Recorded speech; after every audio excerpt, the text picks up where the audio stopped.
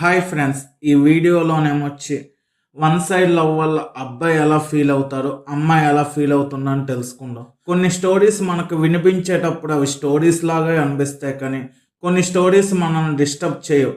మరి కొన్ని స్టోరీస్ మనల్ని ఎక్స్పోజ్ చేస్తాయి, మన ఫీలింగ్స్, మన మిస్టేక్స్, మన అటాచ్మెంట్. ఎందుకంటే అవి కథలు కాదు, అవే మన జీవితం కాబట్టి. అలాంటి ఒక స్టోరీనే విందాం. కొన్ని కథలు ఉంటాయి మనకు వినిపించేటప్పుడు అవి జస్ట్ స్టోరీలా అనిపిస్తాయి, కానీ కొన్ని కథలు వాటిని వినేటప్పుడు మనకే అనిపిస్తుంది ఇది నా కథలా ఉందేంటి అని. ఈరోజు నువ్వు వినబోయేది అలాంటి ఒక కథ. ఇది ఒక ప్రేమ కథ కాదు, ఇది ఒక సాధారణ లవ్ స్టోరీ కాదు, ఇది ఒకవైపు ప్రేమ గురించి కాదు, ఇది మరొక వైపు హార్ట్ బ్రేక్ గురించి కాదు. ఇది రెండు మనసులు ఒకే పరిస్థితిని ఎలా వేరువేరుగా అనుభవిస్తారు అనేదే ఈ కథ. ఒక్క క్షణం ఒకరికి బిగినింగ్ అవుతుంది, అదే క్షణం మరొకరికి ఏమీ కాదు. ఒకరికి ఒక మెసేజ్ మీనింగ్ అవుతుంది, మరొకరికి అది జస్ట్ రిప్లై అవుతుంది. ఒకరికి సైలెన్స్ కన్ఫ్యూజ్ అవుతుంది, మరొకరికి అది క్లారిటీగా కనిపిస్తుంది. ఇది ఎవరి తప్పు కాదు, ఇది ఎవరి ద్రోహం కాదు, ఇది రియాలిటీ. ఎందుకంటే లవ్ ఎప్పుడూ ఈక్వల్గా ఉండదు, ఫీలింగ్స్ ఎప్పుడూ సేమ్గా కూడా ఉండవు. మరి ఎవరైనా మనల్ని చూస్ చేసుకోకపోతే అది రిజెక్షనా లేదా డైరెక్షనా? ఈ కథలో నువ్వు ఒకరిలా ఫీల్ అవ్వచ్చు, లేదా ఇద్దరు ఒకరే అని నిజమని అర్థం చేసుకోవచ్చు. కానీ ఒక విషయం మాత్రం ఖచ్చితంగా చెప్పగలను, ఈ కథ ముగిసేసరికి నువ్వు ప్రేమను చూసే విధానం అయితే మారుతుంది. ఇది ఒక ప్రేమ రెండు నిజాల కథ. వీడియో కంటిన్యూ చేసే ముందు నా ఛానల్ని ఎవరైనా ఫస్ట్ టైం విజిట్ చేస్తే ప్లీజ్ సబ్స్క్రైబ్ చేసుకోవడం మాత్రం మర్చిపోవద్దు. ప్లీజ్ సబ్స్క్రైబ్ చేసుకోండి. అలాగే ఈ వీడియో నచ్చితే లైక్ చేయండి, కింద కామెంట్ కూడా చేయండి. ఈ కథలో ప్రతి ఫేజ్ ఉంటుంది, ఒక సంఘటన ప్రతి ఫేజ్లోనే కనిపిస్తుంది. మనలో నెమ్మదిగా జరిగే మార్పు మొదట ఏమీ అనిపించకపోయినా సరే, ఒకరోజు ఒక థాట్, ఒక ఫీలింగ్ మనల్ని మనకే గుర్తు పెట్టుకోలేనంత నెమ్మదిగా మార్చే సంఘటనలు మన లైఫ్లో జరుగుతూ ఉంటాయి.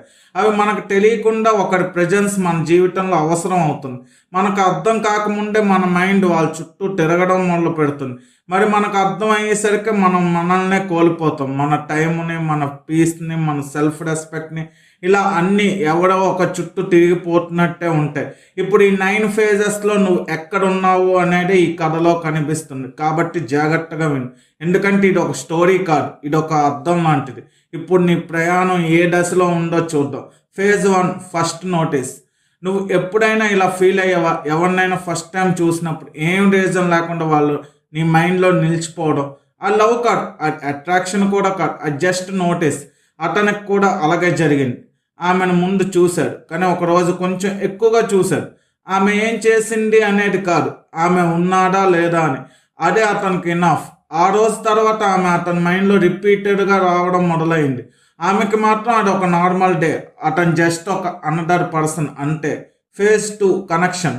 వాళ్ళిద్దరి మధ్య మాటలు మొదలయ్యాయి. మొదట్లో క్యాజువల్గా హాయ్ హలో అని స్మాల్ టాక్సే, కానీ అతనికి ప్రతి మెసేజ్కి కొంచెం స్పెషల్ అనిపించేది. ఆమె రిప్లై ఇస్తే అతని ఫేస్లో మీద స్మైల్ వచ్చేది. ఆమె లేట్గా రిప్లై ఇస్తే అతని మైండ్లో చాలా క్వశ్చన్స్ రిపీటెడ్గా వచ్చేవి. బిజీ అయి ఉంటుందా, లేదా మూడ్లో ఉండకపోయిందా, అసలు రీజన్ ఏంటని క్రియేట్ చేసుకొని బ్రెయిన్ ఓవర్ థింకింగ్ చేసేది.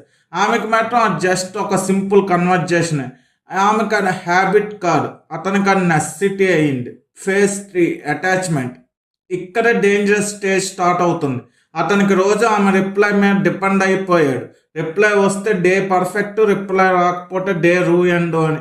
ఇది ఒక లవ్ స్టోరీ కాదు, ఇది ఒక ఎమోషనల్ డిపెండెన్సీ. అతను రియలైజ్ కాలేడు, కానీ అతను ఒక అడిక్ట్ అయ్యాడు అనేది మాత్రం నిజం. ఆమె ప్రెజెన్స్ కోసం ఆమె మాత్రమే ఏమీ చేంజ్ లేదు.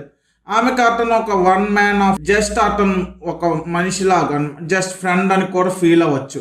అతనికి ఆమె ఎవ్రీథింగ్. ఇక్కడే స్టార్ట్ అవుతుంది ఫేజ్ 4, ఇంబ్యాలెన్స్. ఇప్పుడే ఇంబ్యాలెన్స్ స్టార్ట్ అవుతుంది. అతను ఎక్కువ ఎఫర్ట్ పెడతాడు, more messages, more care, more attention. అతను ఎక్స్పెక్ట్ చేయడం ప్రారంభిస్తాడు, సేమ్ ఎనర్జీ, సేమ్ ప్రయారిటీ. ఆమె మాత్రం స్లోగా డిస్టెన్స్ తీసుకుంటుంది, ఎందుకంటే ఆమెకి ఎలాంటి ఫీలింగ్స్ ఈ అబ్బాయి మీద లేదు కాబట్టి. కానీ హర్ట్ చేయాల్సిన కూడా అనుకోకూడదు, అందుకే డైరెక్ట్గా రిజెక్ట్ చేయదు, ఇండైరెక్ట్గా డిస్టెన్స్ చూపిస్తుంది. ఇప్పుడే ఫేజ్ 5 స్టార్ట్ అవుతుంది, కన్ఫ్యూజన్. ఇక్కడ అతని మైండ్ బ్రేక్ డౌన్ స్టార్ట్ అవుతుంది. ఆమె సైలెన్స్ మిక్స్ సిగ్నల్స్లా అనిపిస్తాయి. అతనికి ఇంకా హోప్ వదలదు, ఇంకొంచెం ట్రై చేస్తే అన్నీ చేంజ్ అవుతాయేమో అనే బిలీవ్లో నమ్ముతూ ఉంటాడు. అతను ఇంకా బిలీవ్ చేస్తూనే ఉంటారు. ఆమెకు మాత్రం ఇది క్లియర్, కనెక్షన్ ఏం లేదు, అందుకే డిస్టెన్స్ మెయింటైన్ చేస్తుంది. అప్పుడే ఫేజ్ 6 స్టార్ట్ అవుతుంది, రియలైజేషన్. ఒకరోజు అతను ఫైనల్లీ అర్థం చేసుకుంటాడు ఆమె తనని చూస్ చేసుకోలేదని. అది రిజెక్షన్ కాదు, అది ఒక ఫీలింగ్ లేకపోవడం, అంటే అది ఒక ట్రూత్ లాంటిది అనమాట. అతను వాళ్ళని బ్రేక్ చేసింది. అతను రియలైజ్ అవుతాడు తను ప్రేమించింది ఆమెను కాదు, తనలో క్రియేట్ చేసిన వర్షన్ అని. ఇప్పుడే స్టార్ట్ అవుతుంది ఫేజ్ 7 పెయిన్. ఇక్కడ నుంచి సైలెంట్గా మన సఫరింగ్ స్టార్ట్ అవుతుంది.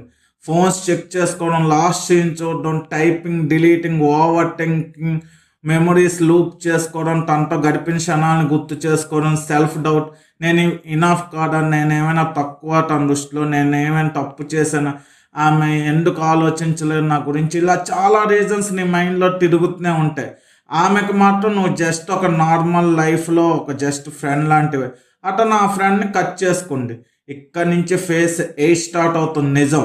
సమయం గడుస్తూ ఉంటే అతను స్లోలీ రియలైజ్ అవుతాడు ఆమె అతన్ని హర్ట్ చేయలేదు, ఆమె జస్ట్ ఫీల్ కాలేదు, అదే నిజం.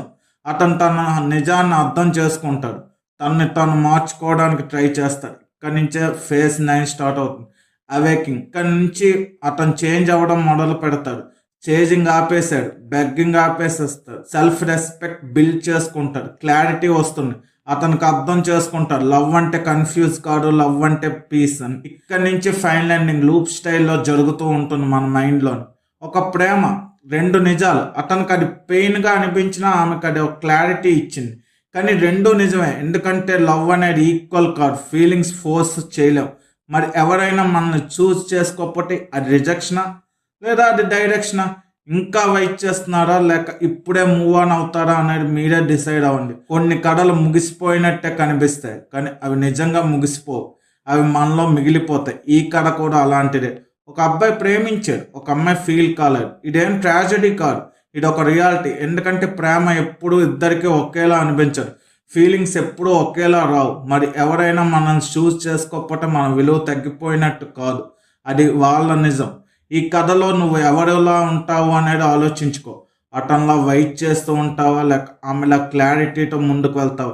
ఏదైనా కావచ్చు, కానీ ఒక్క విషయం మాత్రం గుర్తుపెట్టుకో, నిన్ను నువ్వు మర్చిపోవద్దు. ఎందుకంటే చివరికి నీతో ఉండేది నువ్వే. ఇప్పటికైనా ఎవరో ఒకరి కోసం నీ లైఫ్ను ఫాజ్లో పెట్టుకొని ఆపేసి నువ్వు మళ్ళీ అదే స్టోరీని రిపీట్ చేయకుండా నీ కోసం నువ్వు బ్రతుకు. ఆన్సర్ నీలోనే ఉంటుంది, ఎందుకంటే నీ ఫ్యూచర్ నీ డెసిషన్ మీదే ఉంటుంది. ఇదే ఒక ప్రేమ 2 నిజాలు. ఇలాంటి వీడియోస్ కనుక మీకు నచ్చితే ఫ్రెండ్స్కి షేర్ చేయండి. Thanks for watching. జై హింద్. ప్లీజ్ నా ఛానల్ని సబ్స్క్రైబ్ చేసుకోవడం మాత్రం మర్చిపోవద్దు.